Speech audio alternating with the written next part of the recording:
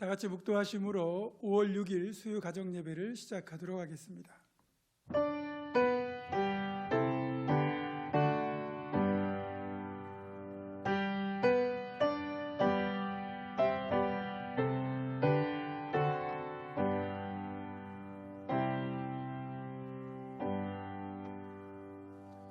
찬송가 218장 내 맘과 정성을 다하여서 함께 찬양하겠습니다.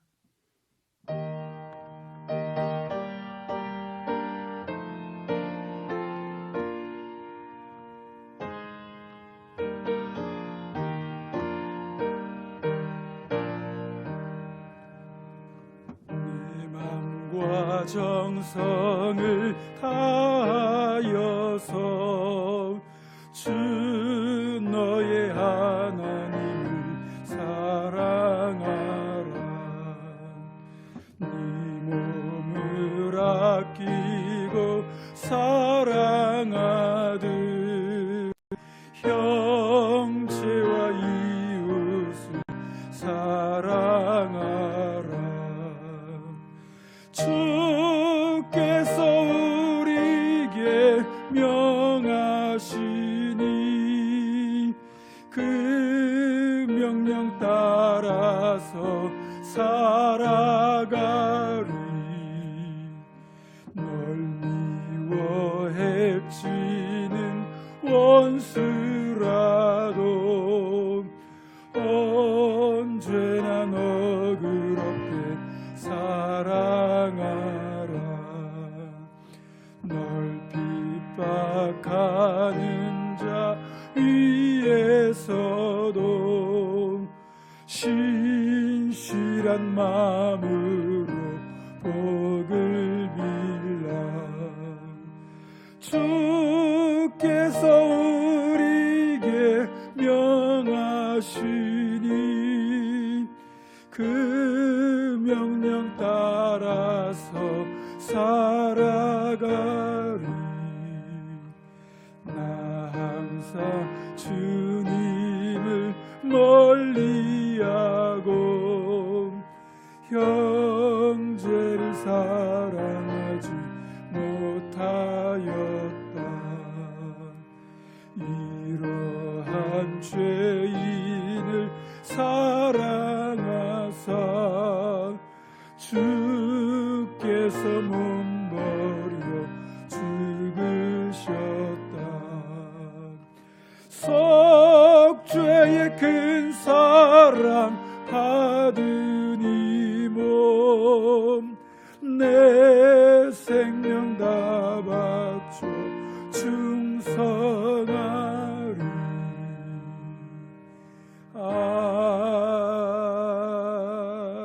아멘. 아멘. 오늘 함께 나눌 말씀은 사도행전 11장 27절로부터 30절의 말씀입니다. 신약 207쪽입니다. 사도행전 11장 27절로부터 30절의 말씀을 교독하겠습니다. 제가 먼저 읽습니다. 그때 선지자들이 예루살렘에서 안디옥에 이르니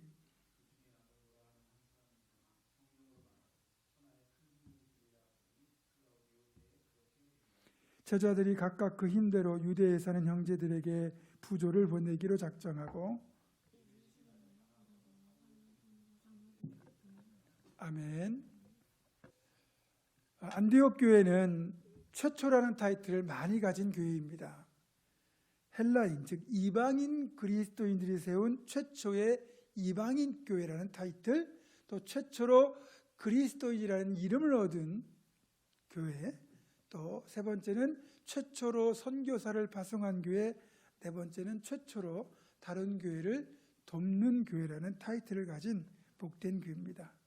물론 안디옥 교회가 이렇게 가장 건강한 교회의 모델로 존재할 수 있었던 이유는 무엇보다 바나바와 바울이라고 하는 훌륭한 지도자와 또 신앙의 열정과 헌신과 순종의 자세를 갖춘 좋은 성도들이 교회 공동체를 이루었고, 여기에 성령님의 선하신 도움의 손길이 함께 했기 때문입니다. 물론 우리 교회도 그런 교회를 만들 수 있습니다. 오늘은 이 안디옥 교회의 여러 가지 선한 모습 가운데 유대에 사는 형제들을 돕는 구제의 모습을 살펴보도록 하겠습니다. 본문을 보면 아가보라고 하는 선지자를 포함한 여러 명의 선지자의 무리들이 예루살렘에서 안디옥을 방문했다는 사실을 알 수 있습니다. 그 중에 아가보 선지자가 예언을 통해서 크게 흉년이 들 것이다, 이렇게 말을 합니다. 지금은 선지자라고 하는 직분이 따로 없지만 초대교회 시절에는 선지자들이 있었습니다. 바울에게 안수하여 눈을 뜨게 한 아나니아도 선지자 중에 한 사람이고요. 그리고 이 제자들로부터 시작된 사도의 전통, 목회자의 길을 가는 사람들이 아닌 하나님으로부터 별도로 은사를 받아 선지자 역할을 하는 일종의 제도 밖의 신앙인들이 있었던 셈입니다. 아무래도 구약의 선지자의 전통을 이어받지 않았나 싶습니다. 이 아가보 선지자가 예언한 내용을 보면 그 헬라 원문에는 큰 기근이 모든 땅에 곧 있을 것이라 이렇게 되어 있습니다. 모든 땅은 로마 제국 전체를 말하는 거고요. 이제 곧 흉년이 닥칠 것이다, 이렇게 되어 있습니다. 우리가 느끼는 것보다 훨씬 더 긴박한 상황이라는 느낌이 이 원문에 들어있죠. 실제 기록에 따르면 글라우디오라고 하는 황제가 통치하던 시기에 역사적으로 보면 주 46년에서 48년 사이에 3년 동안 큰 흉년이 실제로 들게 됩니다. 아시는 것처럼 흉년은 모두에게 힘든 재난입니다. 남을 생각하고 배려할 겨를이 없죠. 인심이 각박해지고 민심이 흉흉해집니다. 그런데 안디옥 교회는 그런 힘든 와중에서도 더 어려운 이들을 돕기로 결정합니다. 그 중에서도 자신들에게 복음을 전해준 예루살렘 교회의 성도들을 돕기로 결정한 거죠. 안디옥 교회 성도들의 결단은 정말로 귀한 결단입니다. 그리고 더 귀한 것은 그 결단을 실제 실천에 옮겼다는 거죠. 우리도 특별한 목적이 있을 때 그 목적을 위한 목적 헌금을 드릴 때가 있습니다. 당장 헌금을 드리는 것은 아니지만 내가 어느 때까지 일정한 금액을 내가 그 목적을 위하여 헌금으로 드리겠다고 하는 것이 작정 헌금입니다. 작정하는 것도 귀한 마음이죠. 그런데 작정하는 것도 참 귀하지만 그 작정한 것을 실제 실천으로 옮기는 것은 더욱 귀한 겁니다. 내가 헌금을 작정할 때만큼은 내가 정말 그 목적에 동참하고 싶은 순수한 마음에 작정을 하는 것이지만, 그리고 그 작정을 할 때는 어떻게든 그 금액만큼은 내가 꼭 드리겠다는 마음으로 결심을 하는 것이지만 실제 그것을 실천에 옮기기까지는 그 과정이 쉽지 않다는 거죠. 형편이 넉넉하지 못할 수도 있고요. 또 솔직히 아까운 생각이 들 수도 있습니다. 그러다 보니까 작정한 것을 실천에 옮기는 것이 또 한 번의 결단이 필요한 과정이죠. 그리고 이것이 자신이 마음으로 결정한 것이기 때문에 꼭 드려야 될 의무가 있는 것도 아닙니다. 그러면 작정한 금액을 못 드리는 경우도 생길 것이고 원래 생각했던 금액보다 적게 드려지는 것도 솔직한 현실입니다. 그래서 또 한 번의 결단이 필요한 겁니다. 안디옥 교회 성도들은 이런 귀한 결단을 두 번에 걸쳐 행한 겁니다. 먼저는 드리겠다는 결단, 두 번째는 실제로 실천에 옮기는 결단이 있었던 거죠. 여기에는 분명한 원칙이 존재합니다. 첫 번째는 무리하지 않았다는 겁니다. 두 번째는 자신들의 형편껏 드렸다는 겁니다. 각자 형편에서 드릴 수 있는 만큼 최선을 다해 드렸고, 누가 더 드렸다고 해서 또는 덜 드렸다고 해서 그것을 따지지 않았다는 거죠. 결국 금액의 크기에는 문제가 없습니다. 하나님 앞에는 크든 작든 귀한 마음이 담긴 것이기 때문에 모두가 아름답고 귀한 헌신이 되기 때문입니다.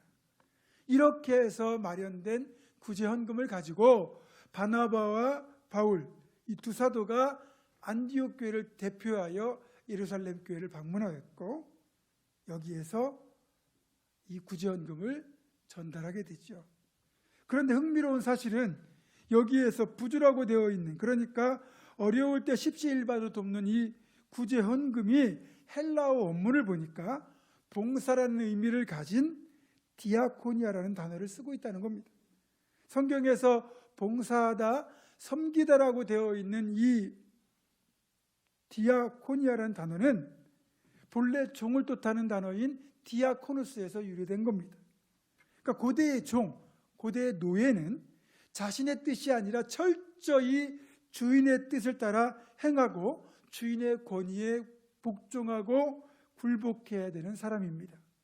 그러니까 이 구제라는 것이 다름 아닌 섬김의 일환인데, 이는 절대로 내가 누구에게 베풀어준다 하는 시혜의 차원이 아니라 철저히 내가 밑에서 봉사하고 섬기는 자세가 되어야 한다는 거죠. 우리가 열심히 구제한다고 봉사한다고 하더라도 이런 자세가 아니면 그것은 진정한 구제, 진정한 봉사, 진정한 섬김이 아니라는 겁니다. 이런 모습을 보면서 드는 생각은 안디옥 교회야말로 진정 복된 섬김을 감당하는 건강한 교회였다는 것이죠. 안디옥 교회라고 해서 재정이 넉넉했거나 흉년에서 비껴나 있던 것은 아닐 겁니다.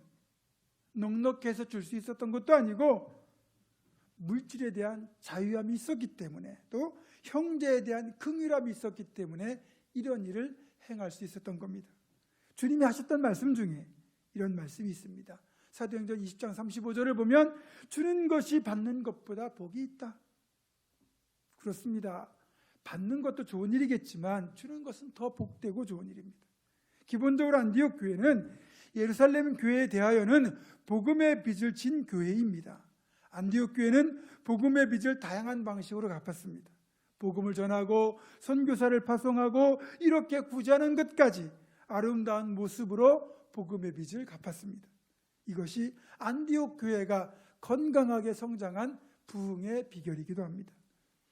한국 교회는 시작 초기부터 미국 북장로의 선교부가 네비우스 선교사의 제안에 따라 채택한 자진전도, 자력 운영, 자주칠이라고 하는 세 가지 원칙을 교회 운영 원칙으로 채택했습니다. 이 정책은 학교나 병원 같은 시설비가 많이 드는 기관을 제외한 교회 건축과 운영과 전도까지 선교사가 아닌 한국교회 성도들 스스로 부담하도록 하는 정책이었습니다. 그래서 한국교회는 일찍부터 교인들이 스스로 힘을 모아 예배당을 짓고 또 그 교회 목회자의 사례비를 감당하고요, 자비로 전도까지 하면서 도움을 받기보다는 초창기부터 도움을 주는 교회로 성장했습니다. 이것이 한국교회가 이렇게까지 부흥할 수 있었던 비결이었습니다. 우리 보문중앙교회도 넉넉한 형편은 아니지만 이번 고난주간 금식 헌금을 코로나 사태로 인하여 어려움을 겪는 미자립 교회를 돕는데 전액 사용하였습니다. 정말로 귀한 섬김이 아닐 수 없습니다. 이런 섬김에 동참해 주신 사랑하는 성도 여러분 모두에게 정말로 감사를 드립니다. 확신하건대 우리 교회 역시 안디옥 교회처럼 건강한 교회가 될 것입니다. 말씀을 맺습니다. 안디옥 교회는 그 어떤 교회보다 주는 교회, 섬기는 교회였기에 최초로 그리스도인이라고 하는 이름을 얻었고 최초로 선교사를 파송하는 건강한 교회의 복을 받았습니다. 우리 보문중앙교회가 이런 안디옥 교회의 아름다운 섬김을 본받아서 주는 교회가 되고 선교하는 그런 건강한 교회 되기를 주님의 이름으로 축원합니다. 기도하겠습니다. 참 좋으신 하나님, 주님으로부터 구원과 축복을 거저받았으니 우리도 기쁨으로 주는 성도가 되게 하시고 안디옥 교회처럼 아름다운 섬김이 있는 건강한 교회를 만들어가게 하옵소서. 예수님의 이름으로 기도하옵고 이제는 우리 주 예수 그리스도의 은혜와 하나님의 사랑과 성령의 교통하심이 안디옥 교회처럼 아름다운 섬김이 있는 교회를 만들어갈 것을 결단하는 사랑하는 우리 보문중앙교회 모든 성도들과 이들의 가정과 생업과 앞날과 우리 교회 위에 지금부터 영원토록 함께 하시옵기를 간절히 축원하옵나이다. 아멘.